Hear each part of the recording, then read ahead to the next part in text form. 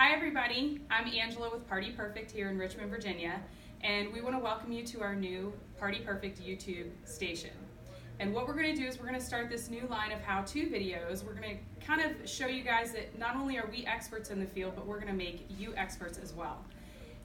Long time ago, back in December, I was wearing a Santa hat and I did a how to sash a cocktail series, and it went over so well that we decided we were going to do it again today.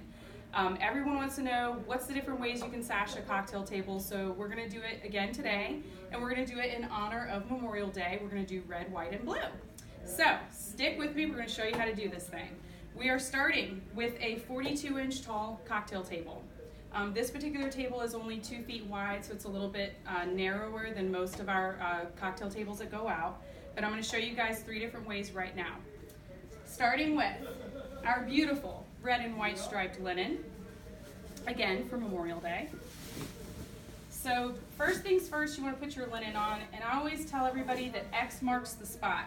So where your folds are, you're going to find a fold on both sides, and that's where you kind of want to put right in the center of the tabletop, okay, to make sure that you're even on all the way around with your linen.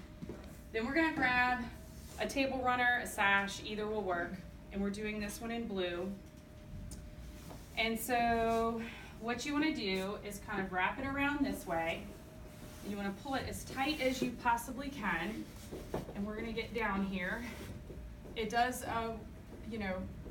wreak havoc on your knees sometimes, so just be prepared for that. So you just kind of want to keep wrapping all the way around as tight as you possibly can, because you want to give it that sexy look. And keep wrapping until you don't have anything more. And then right on the back side, you want to tuck this in as well as you can.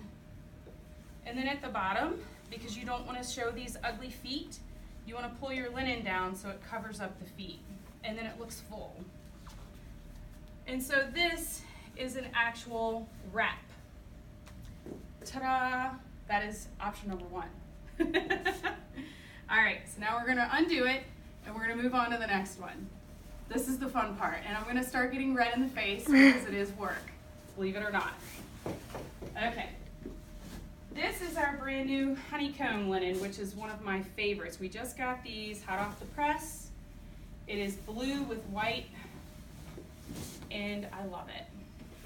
So again, we're going to find our X marks the spot here, right in the center.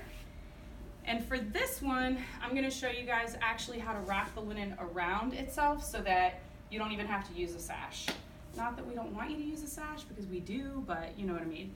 All right, so you want to find a spot, you want to grab it, and then you just kind of want to keep pushing the linen in as you go around the table, all the way around.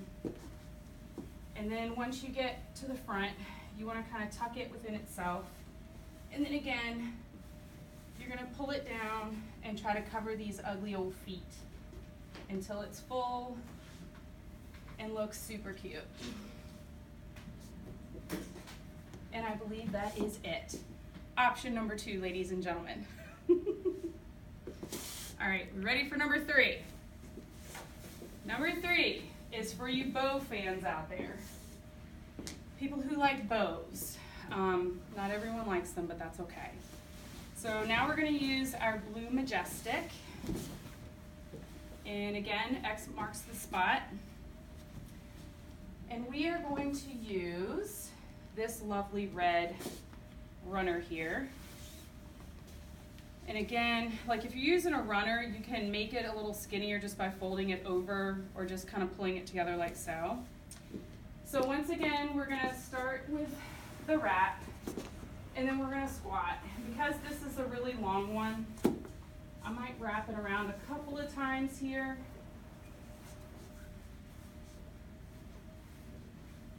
And then I'm just going to tie it just like you normally would for a bow. I always start with small bunny ears, because if you start with small bunny ears, then you can fluff it up to make it look like a more beautiful, perfectly tied Christmas bow, I like to call it. Otherwise, you're going to have floppy Dumbo bows. but you kind of get the idea here. And again, just making sure that it covers up your feet at the bottom. Can I help you?